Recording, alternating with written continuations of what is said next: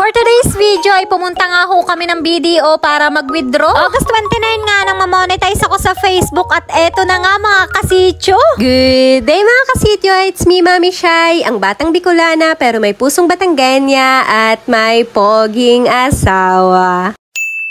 Ngayong araw nga ho ay magpapabayan kami at tumangkas na nga lang ho ako kay Ate Jonah. Alam nyo ba, parang nga kaming baliw dito dahil nakakapote nga kami ay wala namang kaulan-ulan. Pero yun ho ay dahil pag alis nga namin sa bahay ay naulan. At pagdating nga ho namin ng San Isidro ay iniwan na nga lang ho namin doon ang motor at dyan nga ho ay naghahantay na kami ng jeep. Bumiyahe na nga lang ho kami pupunta sa bayan. At pagdating nga ho namin ng bayan ay kabuti agad ang bumungad sa amin. Sino gaho ang wala pang mga bunot diyan? Ayan, bumili na lang kayo sa bayan. Bali sa part nga ho nga rin, naglalakad na kami pupunta sa BDO. Nagwi-withdraw na nga ho si Mami Shai at hulaan nyo kung magkano ito.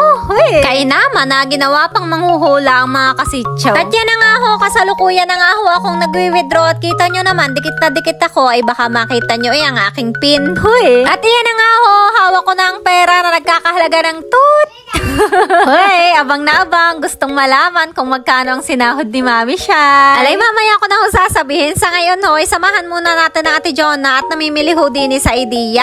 At syempre, shoutout na nga din natin ang mga tindera ng Ideal. Dahil napapanood nga daw nila ang mga vlog ko. Salamat po. At patapos nga ho doon ng Ate Jonah, ay di naman kami pumunta sa Ukayan.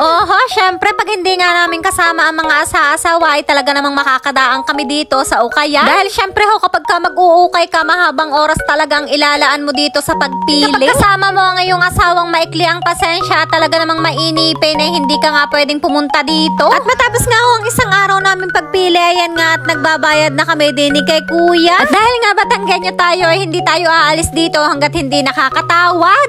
At matapos nga ho namin mag-ukay, ay pauwi na nga kami. Pero bago nga ho yun, ay bumili muna ang Ate Jonah na ring tilapia. At nagpapabili daw ang Kuya Makmak, hindi na siguro makatikim sa gabi.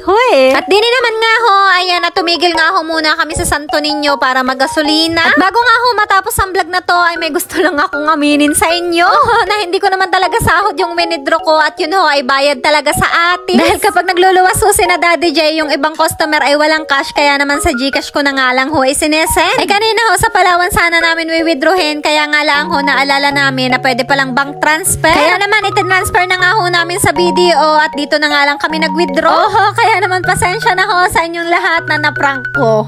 At sa katunayan ho, mula August 29 nang mamonetize ako ay hindi pa nga ho ako nakakasahod. Kasabwat ko lang talaga ang Ate Jonah, kaya yung mga nagchat-chat kay Ate Jonah, sinasabi niya talaga na sahod ko yun. So paano mga kasityo, hanggang dito na lang. Please subscribe, follow, like and share. And see you on my next vlog. Thank you for watching. Bye!